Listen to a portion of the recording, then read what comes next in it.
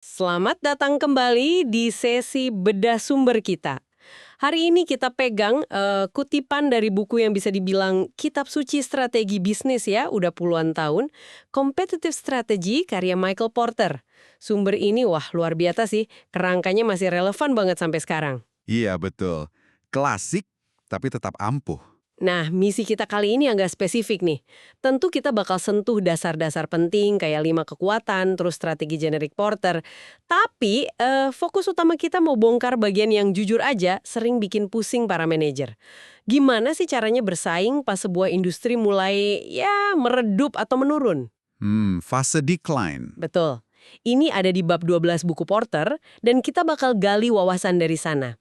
Jadi anggap aja ini semacam panduan strategi buat endgame-nya sebuah industri. Siap ya? Gemburan tren baru, teknologi baru, memahami fundamental persaingan, apalagi pas industrinya mulai senja, itu jadi, wah, penting banget. Jadi bukan cuma soal bertahan hidup aja ya? Bukan cuma itu, gimana caranya Anda bisa tetap cerdas, bahkan mungkin loh ya, masih bisa untung ketika yang lain mungkin udah panik. Nah, mari kita coba bantu Anda memilah apa yang paling krusial dari sumber ini, khususnya soal strategi di industri menurun ini. Oke deh. Kita mulai dari fondasinya dulu ya, biar nanti nyambung ke bahasan utama kita. Porter kan bilang sebelum mikir mau bersaing gimana, kita harus paham dulu medan perangnya. Nah, disinilah kerangka 5 kekuatan atau five forces itu berperan. Intinya sih ini kayak alat diagnosa gitu ya, buat ngerti kenapa ada industri yang untungnya tebel terus, sementara yang lain, tipis. Betul, 5 kekuatan itu kan intinya ancaman dari pemain baru yang mau masuk, terus seberapa kuat daya tawar pembeli, seberapa kuat daya tawar pemasok, ancaman dari produk pengganti atau substitusi, dan terakhir ya seberapa sengit persaingan antar pemain lama yang udah ada di dalam. Masing-masing ada pendorongnya sendiri ya. Iya, dan memahami sumber kekuatannya itu penting. Misalnya, ancaman pemain baru. Itu kan tergantung banget sama yang namanya hambatan masuk. Sumber Anda ini nyebut beberapa, kayak butuh modal gede banget, atau mungkin merek yang udah kuat. Kayak udah loyal banget gitu ya pelanggannya. Nah, persis. Atau, akses ke distribusinya susah ditembus sama orang baru. Intinya seberapa susah sih orang baru mau ikutan main di situ? Oke, selain hambatan masuk, ada juga daya tawar pembeli sama pemasok. Ini gimana? Pembeli jadi kuat kalau misalnya mereka belinya borongan dalam jumlah besar. Atau kalau produk yang dijual itu mirip-mirip aja antar penjual, jadi mereka gampang banget pindah ke lain hati gitu. Gampang pindah ya? Iya. Sebaliknya, pemasok jadi kuat kalau barang yang mereka jual itu unik atau penting banget buat proses bisnis kita. Atau kalau pemain pemasoknya itu sedikit tapi gede-gede, terkonsolidasi.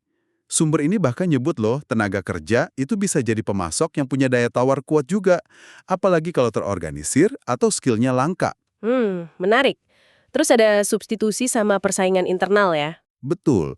Substitusi itu produk lain yang fungsinya mirip tapi beda jenis.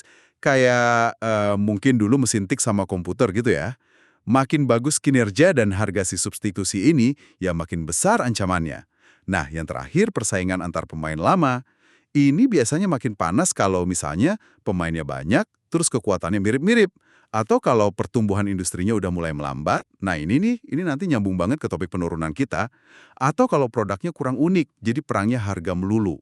Yang menarik juga nih, saya baca di sumber, Porter itu menekankan ada konsep kembarannya hambatan masuk. Namanya hambatan keluar atau exit barriers. Kalau hambatan masuk itu tembok buat orang luar masuk, nah hambatan keluar ini tembok yang bikin pemain lama justru susah keluar dari industri, meskipun mungkin industrinya udah nggak oke lagi. Nah, itu dia. Konsep exit barriers ini krusial banget. Dan bakal jadi kunci waktu kita ngomongin industri menurun nanti. Jadi, memetakan kelima kekuatan ini, plus mulai mikirin soal hambatan keluar ini, itu bantu Anda banget buat lihat, di mana sih posisi Anda paling kuat atau paling lemah? Kayak punya peta kekuatan di industri Anda lah. Oke, petanya udah ada. Terus baru kita mikir strateginya kan? Hmm, Mau pakai jurus apa nih? Nah, Porter nyederhana ini nih jadi 3 pilihan dasar. Dia nyebutnya strategi generik. Apa aja itu? gampangnya gini deh, ada 3. Jadi overall cost leadership, artinya pemimpin biaya, terus ada differentiation atau tampil beda, Dan yang ketiga itu fokus. Fokus di segmen sempit. Coba dibedah dikit deh masing-masing. Cost leadership itu gimana? Ini butuh skala besar, kejar efisiensi terus-menerus, kontrol biaya ketat banget. Contoh klasiknya mungkin kayak maskapai low-cost carrier generasi awal gitu ya. Oke, jadi yang paling murah. Terus kalau differentiation? Nah, differentiations itu kebalikannya. Tujuannya bikin produk atau jasa Anda dianggap unik, istimewa sama pelanggan seindustri. Jadi, mereka rela bayar lebih mahal. Bedanya bisa macam-macam. Bisa karena mereknya kuat, teknologinya canggih, layanannya top, apa aja deh.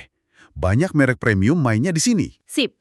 Yang ketiga, fokus. Kalau fokus, itu artinya Anda nggak main di semua segmen pasar. Anda pilih satu kolam kecil aja, bisa kelompok pelanggan tertentu, jenis produk spesifik, atau area geografis tertentu, terus Anda layani kolam itu habis-habisan. Nah, di dalam kolam kecil itu, Anda bisa pilih lagi, mau jadi yang termurah atau yang paling beda. Jadi fokusnya di segmen itu aja. Tapi ada jebakannya kan ya. Porter bilang bahaya kalau kita jadi stuck in the middle. Nggak jelas gitu mau jadi yang termurah, atau paling beda, atau paling fokus. Gimana tuh? Betul banget, itu bahaya laten. Perusahaan yang nanggung gini nggak punya keunggulan jelas, posisinya paling rawan, gampang diserang dari segala arah. Apalagi, nah ini penting, kalau kondisi industrinya lagi susah atau mulai masuk fase penurunan, wah bisa bahaya banget. Jadi memilih salah satu dari 3 strategi itu dan konsisten menjalankannya, itu jadi bekal penting banget sebelum menghadapi badai nanti. Oke, jadi punya strategi generik yang jelas itu fondasi ya. Fondasi penting, tapi itu aja belum cukup loh. Terutama kalau kondisi mulai berubah, kayak tadi, industrinya mulai melambat atau menurun. Anda juga harus ngerti isi kepala pesaing Anda. Gimana mereka mikir, gimana mereka bakal bertindak. Nah, disinilah analisis pesaing masuk. Sumber ini kasih 4 komponen kunci buat membaca pesaing. Wah, 4 komponen buat membaca pesaing ya. Kedengarannya kayak kerjaan intelijen bisnis ya. Bisa dibilang gitu sih, tapi ini legal kok. 4 komponen itu, pertama, tujuan masa depan mereka. Apa sih yang sebenarnya mereka kejar? Cuma cari untung jangka pendek, atau punya ambisi lain, kayak pengen jadi nomor 1 di pasar bagaimanapun caranya? Kalau si pesaing ini ternyata cuma unit bisnis dari perusahaan induk yang lebih besar, nah tujuan si induk ini jadi penting banget buat dipahami. Oke, tujuan mereka. Terus yang kedua? Kedua, asumsi mereka. Apa sih pandangan mereka tentang diri mereka sendiri dan tentang industrinya? Kadang kan ada perusahaan yang terlalu pede, atau sebaliknya, terlalu konservatif. Penting buat dicari, di mana kira-kira blind spot mereka. Ada nggak asumsi mereka yang sebenarnya keliru, tapi mereka nggak sadar? Sumber Anda kan nyontohin Miller Knight tuh, yang sukses karena ngelihat blind spot di industri bir saat itu soal potensi pasar bir ringan. Blind spot ya. Menarik. Yang ketiga? Ketiga, strategi saat ini mereka. Simpelnya, gimana cara mereka bersaing sekarang? Produknya apa aja, harganya gimana, pemasarannya gimana. Ini biasanya lebih gampang diamati. Dan yang keempat terakhir? Keempat, kemampuan mereka. Ini soal kekuatan dan kelemahan real mereka. Dari sisi produksi, jago nggak? Pemasarannya kuat, keuangannya sehat. Sampai kualitas tim manajemennya gimana? Bisa nggak mereka beradaptasi sama perubahan? Punya daya tahan nggak kalau perang harga? Nah ini dia. Memahami 4 hal ini, tujuan, asumsi, strategi, dan kemampuan pesaing, jadi krusial banget kalau kita mau memprediksi gimana mereka bakal bereaksi. Terutama, nah ini nyambung lagi, terutama pas industri mulai masuk fase penurunan. Apakah mereka bakal misalnya bertahan mati-matian karena gengsi, atau karena salah asumsi, atau jangan-jangan mereka punya sumber daya atau alasan buat keluar dari pasar dengan lebih mulus. Ini penting banget buat nentuin strategi kita nanti. Persis. Analisis pesaing ini bukan cuma buat ngerti kondisi sekarang aja, tapi lebih jauh lagi buat antisipasi langkah mereka di masa depan. Khususnya dalam skenario sulit kayak penurunan industri. Oke, sip. Fondasi udah, strategi generik udah, cara baca pesaing udah. Sekarang kita masuk ke jantung pembahasan kita hari ini sesuai janji di awal. Strategi kompetitif dalam industri yang menurun. Ini kan diambil dari bab 12 bukunya Porter, yang katanya juga banyak dipengaruhi risetnya Catherine Harrigan ya. Nah, pertanyaannya, kenapa sih fase penurunan ini butuh perhatian khusus? Bukannya ya udah tinggal jual aset terus cabut aja gitu, gampang kan? Nah, itu dia masalahnya. Kelihatannya gampang, tapi kata Porter dan Harrigan, saran standar kayak ayo panen, terus jual, divestasi, itu seringkali terlalu menyederhanakan kondisi real di lapangan. Kenyataannya, industri menurun itu nggak semuanya sama nasibnya loh. Maksudnya gimana tuh? Ada industri yang turunnya pelan, teratur, pemainnya bisa keluar satu-satu dengan damai. Tapi, banyak juga yang begitu masuk fase turun, langsung jadi medan perang harga yang brutal, berdarah-darah. Kelebihan kapasitas produksi di mana-mana, semua pemain jadi rugi besar. Jadi, apakah Anda masih bisa untung atau enggak selama fase penurunan itu sangat tergantung pada bagaimana dinamika persaingan berjalan di fase itu. Oke. Terus apa dong yang nentuin persaingan bakal jadi tertib atau malah jadi brutal gitu pas industrinya menurun? Sumber Anda ini mengidentifikasi dua faktor utama yang paling nentuin. Faktor pertama itu adalah kondisi permintaan selama penurunan itu sendiri. Ini ada beberapa aspek penting di dalamnya. Kondisi permintaan ya, kayak gimana tuh? Pertama, seberapa pasti sih penurunannya? Kalau nggak jelas, simpang siur, kapan turunnya, seberapa cepat turunnya, nah ini bikin perusahaan jadi susah bikin rencana. Akibatnya, banyak yang panik atau ambil langkah gegabah. Ketidakpastian yang tinggi itu biasanya memicu persaingan yang nggak stabil, jadi lebih brutal. Masuk akal. Terus apalagi soal permintaan? Kedua, apakah masih ada kantong-kantong permintaan yang bertahan? Jadi, jarang banget permintaan itu hilang serentak di semua segmen. Biasanya, masih ada aja kelompok pelanggan tertentu atau ceruk pasar niche tertentu yang masih butuh produk itu. Mungkin karena alasan khusus atau belum ada pengganti yang pas buat mereka. Nah, mengidentifikasi kantong-kantong ini siapa mereka, kenapa masih beli, seberapa sensitif mereka sama harga, ini jadi kunci banget. Oke, jadi masih ada pulau yang bisa diselamatin gitu ya? Bisa jadi. Yang ketiga, apa penyebab penurunannya? Kalau penyebabnya karena ada produk substitusi baru yang jauh lebih bagus dan lebih murah, wah ini tekanan perang harga bakal kuat banget. Tapi kalau penyebabnya misalnya cuma karena perubahan demografi atau selera secara perlahan, mungkin masih ada peluang buat pemain yang bertahan, asalkan kapasitas produksi yang berlebih bisa keluar secara teratur dari industri. Oke, itu dari sisi permintaan. Pasti ada faktor dari sisi pemainnya sendiri juga kan ya? Tadi kita udah sempat singgung dikit soal hambatan keluar, itu faktor kedua ya? Tepat sekali. Faktor kunci kedua, dan ini seringkali lebih menentukan dinamika persaingan, adalah hambatan keluar atau exit barriers. Ini adalah segala macam alasan yang bikin perusahaan itu, ogah atau susah banget buat keluar dari bisnis itu, meskipun secara hitung-hitungan finansial mungkin udah nggak masuk akal lagi buat bertahan. Wah, apa aja tuh contohnya yang bikin susah keluar? Sumber Anda ini merinci beberapa hambatan utama. Pertama, aset yang awet tapi spesifik. Maksudnya, punya mesin atau pabrik yang mahal, tahan lama, tapi cuma bisa dipakai buat bikin produk itu aja. Susah dijual lagi ke orang lain atau dipakai buat bikin produk lain. Jadi biaya mangkraknya mahal banget kalau ditutup. Oke, aset spesifik. Terus? Kedua, biaya tetap penutupan yang gede. Misalnya harus bayar pesangon karyawan yang jumlahnya besar, atau kena denda karena mutus kontrak jangka panjang sama pemasok, atau biaya buat bongkar pabrik dan bersihin lingkungannya. Itu semua kan butuh duit banyak pas mau tutup. Iya juga ya. Ketiga, keterkaitan strategis. Ini maksudnya, bisnis yang lagi menurun ini mungkin sebenarnya penting buat citra perusahaan secara keseluruhan. Atau mungkin dia berbagi fasilitas produksi atau jaringan distribusi sama bisnis lain di grup yang masih sehat. Atau bisa jadi, dia bagian penting dari rantai pasok buat produk lain yang masih prospektif. Jadi kalau ditutup, bisa ngerusak strategi perusahaan di area lain. Jadi saling terkait gitu ya? Betul. Keempat, hambatan informasi. Susah nebak langkah pesaing itu bikin kita jadi ragu buat keluar duluan. Jangan-jangan kalau kita keluar, pesaing malah untung gede karena pasarnya jadi lebih lega buat mereka. Nah, ketidakpastian ini bikin orang nahan diri buat keluar. Wah, ini kayak game theory gitu ya? Mirip-mirip. Kelima, dan ini seringkali yang paling kuat dan paling susah diukur, hambatan emosional dan manajerial. Ada rasa bangga sama bisnis itu. Udah puluhan tahun dibangun misalnya. Ada loyalitas ke karyawan yang udah lama kerja.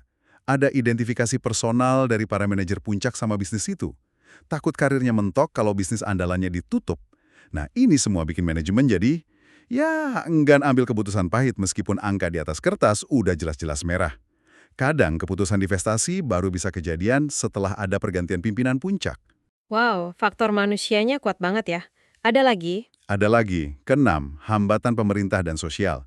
Kadang pemerintah atau masyarakat sekitar bisa ngasih tekanan ke perusahaan buat jangan tutup pabrik karena khawatir soal PHK massal atau dampak ekonomi negatif ke daerah tersebut. Ini juga bisa jadi hambatan. Wah, ternyata banyak banget ya yang bikin susah keluar. Jadi kalau hambatan keluarnya ini tinggi, buat banyak pemain di industri itu, artinya kapasitas produksi nggak bakal berkurang cepet dong, meskipun permintaannya udah turun drastis. Gitu ya. Persis. Itu dia inti masalahnya. Kalau banyak pemain yang terjebak karena exit barriers-nya tinggi, kapasitas produksi yang berlebih itu nggak hilang-hilang. Akibatnya, semua pemain jadi berebut kue pasar yang makin kecil. Ujung-ujungnya, banting harga gila-gilaan, perang harga, dan akhirnya semua pemain rugi bareng-bareng. Skenario terburuk banget ya itu. Betul. Kelebihan kapasitas yang nggak kunjung hilang itu neken harga dan profitabilitas buat semua orang, bahkan buat pemain yang tadinya paling kuat sekalipun. Sumber ini juga ngasih catatan penting. Kalaupun ada yang akhirnya berhasil keluar, penting juga buat lihat asetnya itu dijual kemana. Kalau dijual murah ke pemain baru di industri yang sama, bukan dibesi tuakan atau dijual keluar industri, nah ini malah bisa memperburuk persaingan lagi, karena si pemain baru ini masuk dengan modal aset yang lebih rendah. Oke, jadi makin rumit ya. Mengingat semua kompleksitas ini, berarti pilihan strateginya nggak cuma sekedar panen atau jual cepat dong ya? Apa aja nih alternatif strategi yang ditawarkan Porter dan Harrigan buat menghadapi penurunan ini? Benar sekali. Nggak sesimpel itu. Ada 4 pendekatan strategi dasar yang bisa dipilih dalam menghadapi penurunan industri. 4 ya? Apa aja tuh? Pertama, kepemimpinan leadership. Ini justru tujuannya ambisius, jadi pemain dominan di industri yang tersisa itu. Strategi ini masuk akal kalau kondisi industrinya memungkinkan pemain yang bertahan untuk tetap untung. Misalnya, tadi ada kantong permintaan yang loyal dan rela bayar mahal, sementara pesaing lain punya hambatan keluar tinggi, jadi susah gerak.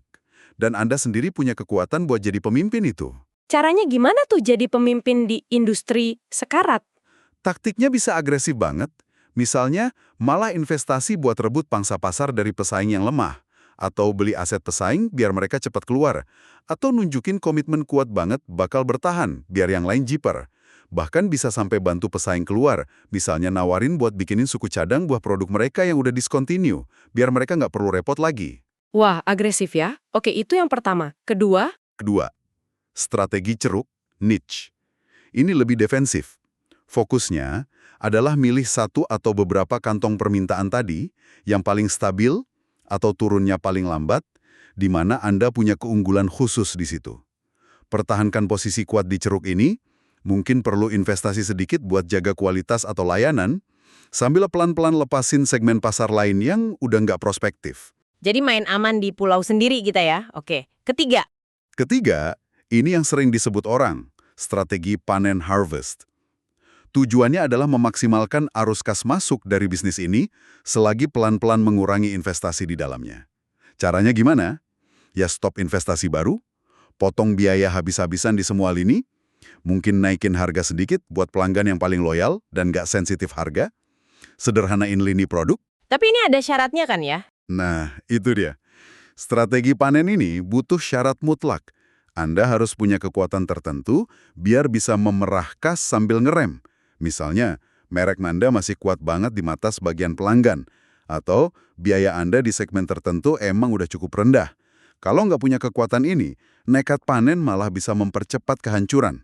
Tujuannya di sini, biar arus kas tetap positif selama mungkin, meskipun pangsa pasar Anda mungkin bakal turun terus. Oke, panen. Yang terakhir keempat? Keempat, strategi divestasi cepat, quick divestment. Ini artinya, ya jual atau likuidasi bisnis itu secepat mungkin. Idealnya di awal fase penurunan, sebelum perang harga makin parah dan nilai asetnya makin anjlok. Strategi ini paling pas kalau posisi kompetitif Anda emang lemah dari awal. Atau kalau prospek industrinya suram banget misalnya. Tadi, hampir semua pemain punya hambatan keluar tinggi. Jadi potensi perang harga brutalnya besar banget. Mending keluar cepat selagi masih ada yang mau beli. Oke, jadi ada leadership, niche, harvest, sama quick divestment. Kedengarannya pilihan strategi ini sangat tergantung sama kondisi industrinya dan posisi kita sendiri ya. Terus gimana cara milihnya di antara empat itu? Secara keseluruhan, masih menawarkan peluang untung yang lumayan buat pemain yang bertahan. Industri yang punya kantong permintaan bagus, terus hambatan keluarnya tinggi buat pesaing, tapi mungkin rendah buat Anda sendiri, itu kan jelas lebih menarik daripada industri yang udah pasti bakal kacau balau perang harga. Oke, itu soal industrinya. Pertanyaan kedua? Pertanyaan kedua, seberapa kuat posisi relatif Anda di dalam industri itu? Apakah Anda punya kekuatan yang cukup buat bersaing di kantong-kantong permintaan yang tersisa? Atau punya kemampuan buat mendorong pesaing lain keluar kalau Anda mau ambil strategi leadership? Atau sebaliknya, punya kekuatan merek atau biaya yang cukup buat memerah kas kalau mau ambil strategi harvest?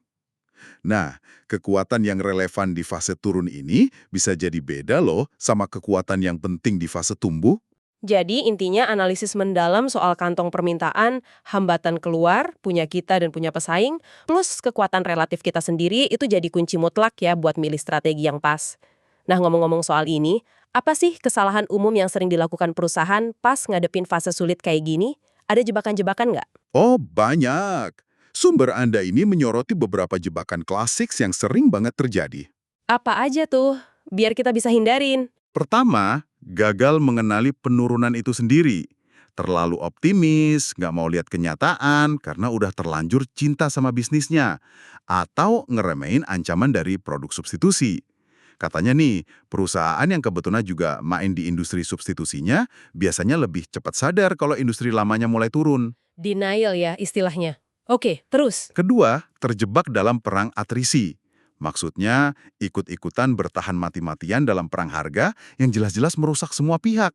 Karena salah baca kekuatan pesaing atau salah nilai hambatan keluarnya sendiri.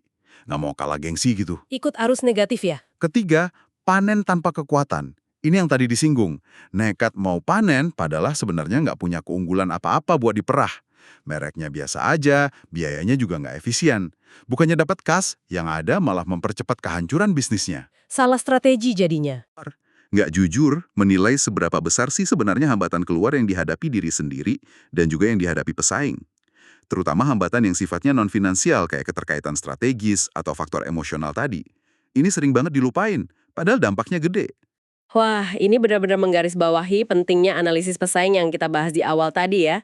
Jadi bukan cuma soal apa strategi mereka sekarang, tapi lebih dalam lagi, apa tujuan asli mereka, apa asumsi mereka, dan terutama, apa hambatan mereka untuk bertindak atau berubah, khususnya saat kondisi lagi sulit kayak gini. Tepat sekali. Mengetahui apakah pesaing Anda itu bakal ngotot bertahan karena alasan emosional, atau karena bisnis itu ternyata vital banget buat induk perusahaannya, atau sebaliknya, mereka sebenarnya punya fleksibilitas buat cabut dengan mudah.